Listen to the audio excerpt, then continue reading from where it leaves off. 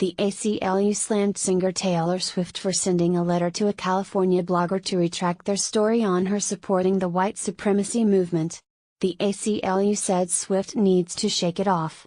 Amber Ferguson / The Washington Post. Taylor Swift and the American Civil Liberties Union are butting heads. The organization sent Swift's legal team a strongly worded letter denouncing her threat to sue a California blogger who, without any evidence, accused the singer of supporting the white supremacy movement. The ACLU made the letter public on Tuesday. This is a completely unsupported attempt to suppress constitutionally protected speech, ACLU of Northern California attorney Michael Risher told Entertainment Weekly. The spat began when Megan Herning wrote a piece on the obscure culture blog Pop Front that accuses Swift of supporting racist eugenics and compares the singer to Adolf Hitler. The October 24 post, titled Swiftly to the Alt-Right Taylor Subtly Gets the Lowercase KKK Information, is fairly convoluted, replete with long diatribes about eugenics and the Trump administration. The main takeaway is that some white supremacists may have embraced Swift's popular lyrics and music videos as supportive of their beliefs, and that Swift is racist for not publicly decrying them. Taylor's sweet, victim image is the perfect vehicle and metaphor for white supremacists' perceived victimization, Herning wrote, adding that the pop star's lyrics have dog whistles to white supremacy. Herning specifically focused on Swift's new hit single Look What You Made Me Do, which Herning claims seems to offer subtle, quiet white support of a racial hierarchy.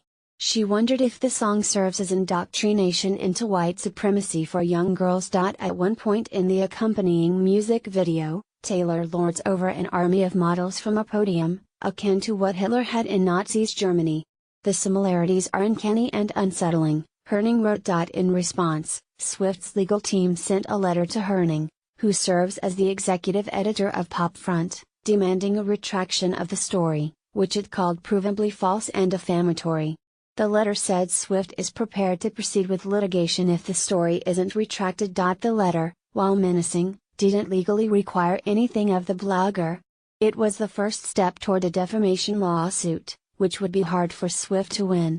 Given that she is a public figure, not a private person, she would have to show in court that the blogger made the statements with actual malice, in other words, knowing they were untrue and publishing them specifically to destroy the pop star's character. People in Swift's position rarely prevail in defamation lawsuits, but it's not uncommon for celebrities to use cease and desist orders, which have no force of law, to suppress negative stories. The ACLU fired back with a letter on October 25, claiming neither Herning nor Pop Front would remove the article and that Swift's arguments don't hold water. The blog post is a mix of core political speech and critical commentary. It discusses current politics in this country, the recent rise of white supremacy, and the fact that some white supremacists have apparently embraced him.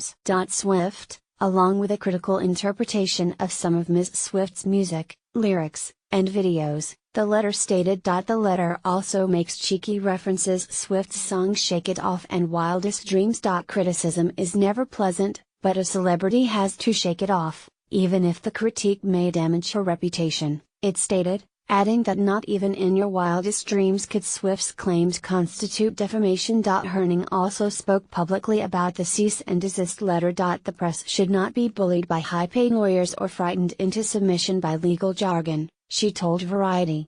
These scare tactics may have worked for Taylor in the past, but I am not backing down. Swift's legal team did not respond to several media outlets' requests for comment. This isn't the first time Swift tried to legally quell comparisons between herself and white supremacists. In 2013, a teenager named Emily Pattinson began jokingly overlaying quotes by Adolf Hitler on Pinterest photos of Taylor Swift. Swift's lawyer J. Douglas Baldridge sent Pinterest a stern letter, demanding the images be removed, but the social media network refused, BuzzFeed News reported. Alt-right white supremacists have chosen Taylor Swift as their Aryan goddess icon, through no fault of her own. From there, white supremacists began lauding Swift as an icon for their movement.